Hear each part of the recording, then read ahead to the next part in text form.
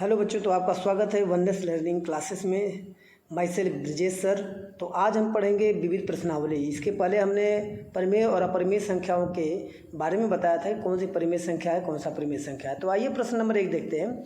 उस नियमों को यदि आप पढ़ लिए होंगे तो इसमें से आपको परिमेय और अपरिमेय ढूंढना बड़ा आसान हो जाएगा। तो इसमें क्वेश्चन पहला है कि निम्नलिखित में से कौन सी परिमेय संख्या है छाँट कर लिखिए। तो आइए देखते हैं यहाँ पर, जो कि यहाँ पर दिया हुआ आपका, यहाँ पर दिया है कर्ण में 3 है। तो कर्ण में 3 है तो बताइए, कर्ण में 3 तो आप जानते हैं, कर्ण में 3 परिमेय संख्या का परिमेय संख्या, ये नियम पहले बताएगा तो ये अपरिमेय संख्या है, ठीक है, क्योंकि इसका पूर्ण वर्ग नहीं है। अब देखिए यहाँ पे है π/3, क्या है यहाँ पे π/3। अब π/3 परिमेय संख्या है कि नहीं है, तो जबकि इसके पहले परिमेय और अपरिमेय में नियम बताया था कि पाई जो होती है ये क्या होता है, अपना अपरिमेय संख्या होता है। तो चाहे उसके विभाजकता में कोई भी संख्या होगी तो भी वो अपरिमेय संख्या ही रहेगी। जब पाई परिमेय संख्या नहीं है उस समय जो एक अपरिमेय संख्या बताया था कि पाई जो एक अपरिमेय संख्या है, तो इस तरह से वो क्या हो जाएगा, वो अपरिमेय संख्या हो जाएगी, ठीक है ना। अब यहाँ पर 22/7 ये p/q के रूप में है, अंश बटा हर के रूप में है, इसलिए परिमेय संख्या है, ठीक है ना। 22/7 ये हमारा क्या हो जाएगा, परिमेय संख्या है। तो इसको हम क्या लिखेंगे, परिमेय संख्या लिखेंगे। आइए अब यहाँ पर देखते हैं अगला प्रश्न की तरफ। 3 कर्णी में 4 दिया है, तो 3 कर्णी में 4 दिया, तो कर्णी में 4 जो है पूर्ण वर्ग है। कर्णी में 4 क्या है, पूर्ण वर्ग है, 2 का पूर्ण वर्ग है, ठीक है ना। इसलिए जब 2 का पूर्ण वर्ग है तो ये भी क्या हो जाएगा, हमारा परिमेय संख्या हो जाएगा। इसको लिखेंगे 3 × 2, ठीक है ना। 3 दूनी क्या हो जाएगा, 6 हो जाएगा। तो 6 हो जाएगा तो क्या हो जाएगा, ये हमारी परिमेय संख्या हो जाएगी। तो इस प्रकार से हम पिछले वीडियो में जो आपको ना आप परिमेय और अपरिमेय के सारे नियमों को बता दिया हूँ कि आप उसको यदि एक बार अच्छी तरह से पढ़ लेंगे, समझ लेंगे, तो परिमेय और अपरिमेय छांटना आपके लिए एकदम चुटकियों का मामला रहेगा, ठीक है। आइए यहाँ पर देखते हैं 4 सही 1/4 करणी के अंदर है, ये अंडर रूट में जो दिया है 4 सही 1/4, तो क्या हो जाएगा, 4 को 16, 16 1 17, 17 बटे क्या हो जाएगा, 4 हो जाएगा। अब इसको जब करनी में हम क्या करेंगे, 17/4 यहाँ पे लिखते हैं, तब ऐसे भी देख लीजिए 17 का कोई पूर्ण वर्ग है नहीं। जब 17 का पूर्ण वर्ग नहीं है तो इसका मतलब यह अपरिमेय हो जाएगा, ठीक है ना। क्योंकि यदि पूर्ण वर्ग होता है तो उसका जो है कि परिमेय संख्या हो सकती है, लेकिन 17 का कोई पूर्ण वर्ग नहीं है, इसलिए क्या हो जाएगा, ये भी अपरिमेय संख्या हो जाएगी, ठीक है। ये भी क्या हो जाएगा, अपरिमेय संख्या। तो इसको हम क्या लिखेंगे, अपरिमेय संख्या, ये भी हमारा अपरिमेय संख्या है, ठीक है। बच्चों आप लोग से ये रिक्वेस्ट है कि जो पिछला वीडियो बना है ना उसको ध्यान से देखिएगा, उसमें परिमेय और अपरिमेय छांटना हम बताए हैं, ठीक है ना। कैसे हम उसको पहचानेंगे, पहचाने का जब आप जान जाएंगे तो परिमेय अपरिमेय ढूंढ लेंगे। अब देखिए 2.3 है, 3 पर 12, तो यहाँ पर जो कि 2.3 पर 12 है, तो मतलब ये भी परिमेय संख्या होगी। लेकिन इसको कैसे लिखेंगे, तो इसको लिखेंगे 2.333, क्योंकि ये बार संख्या आएगी और लास्ट में डैश डैश ये संख्या है। तो अब इसके बारे में जो तो परिमेय और अपरिमेय थोड़ा सा ये हमारे लिए समझना, जबकि ये थोड़ी सी मुश्किलें होती हैं, बट इसके पहले आपने प्रश्न हल किया है कि ऐसी संख्याएं जब होती थी जिसको p/q के फॉर्म में बदला जाता था, ठीक है ना। तो आइए आसान तरीका है, इसको जैसे कैसे ढूंढेंगे, तो कह रहा है कि 2 दशमलव तो उसको प्लस कर दीजिए। अब 3 दिया है ना, तो क्या करिए, 3 दिया है तो आप उसको जो है कि 1 3 पर 12 दिया तो उसको 1 3 दिया है, और 1 3 पर 12 दिया है तो उसके बदले 1 9 लिख देंगे। उसके बदले क्या करेंगे, 3 के बदले 1 9 लिख देंगे, लिख दिए। अब इसके बाद क्या हो जाता है, वहाँ पे 0 रख देंगे। 3 पर 12 है तो उसके बदले आप 9 रख देंगे, उसके पहले एक संख्या खाली 3 है तो उसके बदले 0 रख देंगे। और क्या करेंगे, जो संख्या आपका जो 3 पर 12 नहीं है वो संख्या जो है क्या करेंगे, हम 33 में से घटा देंगे, ठीक है ना। शॉर्टकट तरीका है ये, शॉर्टकट तरीका। तो 2 प्लस क्या हो जाएगा, 33 में से 3 निकल जाएगा, 30 हो जाएगा, और 30 बटे क्या हो जाएगा, 90 हो जाएगा, ठीक है। तो यहाँ पे क्या हो जाएगा, 30 से कम 30, 30 से 90, 3 बार में कट गया, तो ये हो जाएगा 2 + 1/3 हो जाएगा, 2 + 1/3। तो इसको हम लिख देंगे 2 सही 1/3, तो इसको गुणा कर दिए, 3 दूनी 6 और 6 1 7, 7 बटे क्या हो जाएगा, 3 हो जाएगा। इसलिए परिमेय संख्या है, ठीक है ना। तो इसका बहुत आसान तरीका, इसका कंसेप्ट को ध्यान से आप समझ लीजिएगा, ठीक है ना। इसका कंसेप्ट को ध्यान से समझ लीजिएगा कि ऐसे सवाल रहेंगे तो आप ऐसे ही हल करेंगे। शॉर्टकट तरीका है, इसमें ज़्यादा लॉन्ग कट नहीं लगाना है, एक परिमेय संख्या हो जाएगी। इस तरह से जितने भी आपके सवाल हैं आप इसको आसानी से हल कर सकते हैं। तो परिमेय संख्या का इसके पहले भी जो नियम बताया गया था, परिमेय संख्या कौन सी हो जाएगी, ये 22/7 हो जाएगा। दूसरा क्या हो जाएगा आपका, 3 कर्णी में 4 हो जाएगा, 3 कर्णी में 4 ये परिमेय संख्या हो जाएगी। इसके बाद 2.3 पर 12 दिया है, ये भी परिमेय संख्या हो जाएगा। इसका नियम आप समझ जाइएगा, नियम को बारीकी से समझना है, ठीक है ना। इस नियम को बारीकी से आप समझिएगा। तो अब आइए अब अगला प्रश्न की तरफ जाते हैं। ये है क्वेश्चन नंबर 2, कर्णी में 4 दशमलव 4 है, और 5 में अपरिमेय संख्या बताइए। इसमें क्या करना है आपको, अपरिमेय संख्या बताना, परिमेय संख्या नहीं बताना, कौन सा परिमेय संख्या है। तो अपरिमेय के रूल को हम जानते ही हैं कि जिसका पूर्ण वर्ग नहीं होगा तो उसको भी हम क्या कर सकते हैं, जिसका पूर्ण वर्ग नहीं वो अपरिमेय संख्या हो जाता है। आइए देखते हैं 4 का क्या है, पूर्ण वर्ग है कि नहीं है। मतलब 4 जो है 2 का ये पूर्ण वर्ग है, तो इसलिए क्या हो जाएगा, ये हमारा परिमेय संख्या हो जाएगा। ये अपरिमेय संख्या नहीं होगी तो आप इसको लिख देंगे कि परिमेय संख्या होगा। ठीक है बच्चों, ध्यान दीजिएगा, जो इसके पहले वीडियो मैंने बनाया हूँ ना, परिमेय और अपरिमेय छांटना, उसमें सारे नियम को लिखा है, बार बार एक कर रहा हूँ मैं। आइए 0.4 को हम देखते हैं, 0.4 का हम देखते हैं। तो 0.4 का यदि हम पूर्ण वर्ग निकालेंगे 0.4 का, तो आइए देखिए इसको कैसे हल किया जाएगा। तो यहाँ पर क्या करेंगे, 4 गुणे क्या करेंगे, जब उसका दशमलव हटाना रहेगा तो 10 से गुणा करेंगे और भाग भी दे देंगे। ठीक है ना, जब उसका दशमलव हटाना रहेगा तो 10 से क्या करेंगे, भाग देंगे। तो ये कितना हो जाता है, 4/10 हो जाता है। 4/10 होता है, 4 तो पूर्ण वर्ग है बट 10 पूर्ण वर्ग नहीं है। 4 तो पूर्ण वर्ग है लेकिन 10 पूर्ण वर्ग नहीं है, तो इसलिए क्या हो जाएगा, ये अपरिमेय संख्या होगा। मतलब करणी जहाँ पे भी लग गया, ठीक है ना, करणी जहाँ पे भी लग गया, किसी भी अंक पर लग गया तो अपरिमेय संख्या साबित करता है, ये याद रखिएगा। अच्छा आइए हम देखते हैं 4 और 5 दिया है, तो 4 क्या हो जाएगा, ये हमारा परिमेय संख्या हो जाएगा। ठीक है ना, 4 हमारा क्या हो जाएगा, परिमेय संख्या हो जाएगा। 5 भी हमारी क्या हो जाएगी, ये परिमेय संख्या हो जाएगी। तो इस तरह से यहाँ पर जो है कि प्रश्न नंबर दूसरे में आपको ये ढूंढना था कि कौन सा परिमेय है और कौन सा अपरिमेय है। तो आइए अपरिमेय संख्या जितनी है उन सारे अपरिमेय संख्या को हम एक जगह लिख लेते हैं और लिख कर इसको जो क्या करते हैं हम यहाँ पे बताते हैं। तो इसमें देखिए 4 जो है करणी में 4, यहाँ पे दशमलव करणी में 4 है, तो ये अपरिमेय संख्या होगी। केवल करणी में 0.4 है तो अपरिमेय संख्या। आइए प्रश्न नंबर तीसरे पे चलते हैं। निम्नलिखित संख्याओं में परिमेय संख्याएं छांटिए। अब इन संख्याओं में आप सभी को परिमेय संख्या छांटना, जहाँ पे प्रश्न दिया है आपका नीचे देखिए अंडर रूट में 1 है, फिर x प्लस क्या है, ये पाई प्लस 4 है। ठीक है ना, तो ये प्रश्न आपको दिए हुए हैं, तो इसमें से क्या करना पड़ेगा, आपको परिमेय संख्या ढूंढनी है। तो प्रश्न इस प्रकार से लिख लेंगे। अब आइए देखते हैं इसका हल। तो करणी में 3 जो है ये अपरिमेय संख्या है, आप सभी जानते हैं, क्योंकि करणी जहाँ पे लग जाती है वो अपरिमेय को दर्शाता है। अब यहाँ पर देखिए क्या लिखा है, 14.03737, ये लास्ट में डैश डैश है।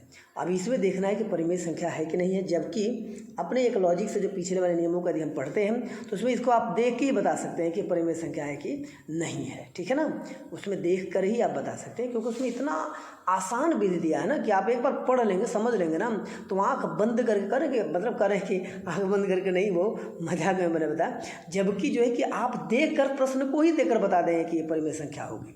ठीक है ना, तो आइए इसको देख लें। यहाँ पर क्या लिखेंगे, 14.03737 है ना, तो क्या करेंगे, यहाँ पर लिखे 14 धन लिख देंगे, दशमलव क्या लिख देंगे, धन लिखेंगे। देखिए इसमें 37 जो है ना, 37 3 7 जो है कि बार बार ये रिपीट हो रहा है, तो क्या करेंगे 30, ये 37 लिख देंगे हम।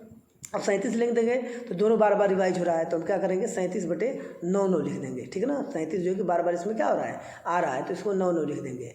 अब इसके बाद जो कि 0 बच जा रहा है, दशमलव को जस्ट जो है आगे 0 बच जा रहा है, तो 0 क्या करेंगे 37 में से घटा देंगे और उसके बदले एक 0 नीचे भी रख देंगे। उस 0 को क्या करेंगे, यदि वहाँ पे एक नंबर भी रहेगा ना तो वो नंबर घटा देंगे और उसके बदले नीचे 0 1 रखेंगे, याद रखिएगा। तो 14 प्लस क्या हो जाएगा 37 हो गया, 0 घटाएंगे तो अब 990 हो गया। तो अब 990 हो गया तो इसको क्या करेंगे आप, जो है कि इसको 990 को 14 में गुणा कर दीजिए और 37 को जोड़ दीजिए।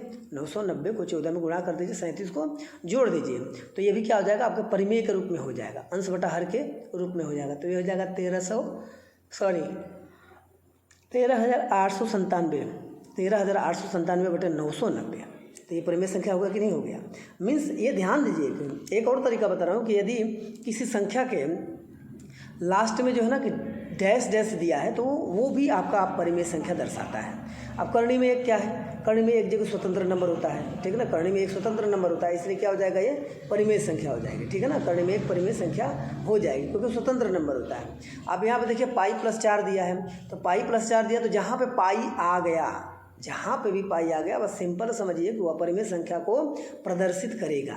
जहाँ पे भी पाई आ जाता है तो सिंपल अपरिमेय संख्या को क्या करता है, वो प्रदर्शित करता है। ठीक है ना, तो इस तरह से जो है कि आपको इसमें जो है परिमेय और अपरिमेय संख्या जो है कि आप छांट सकते हैं। बहुत आसान विधि है, वही बार बार हम करेंगे। जो पिछले वाला जो नियम है ना परिमेय और अपरिमेय वाला, एक बार आप पढ़ लेंगे ध्यान से ना, तो ये सारे ये सवाल जो है कि यदि एक्स्ट्रा ऑर्डिनरी बाहर से भी यदि प्रश्न दिए रहेंगे ना तो आप उसको आसानी से हल कर सकते हैं। ठीक है ना, उसको आसानी से क्या कर सकते हैं, हल कर सकते हैं। तो इसमें परिमेय संख्या कौन कौन सी है, तो 14.03737,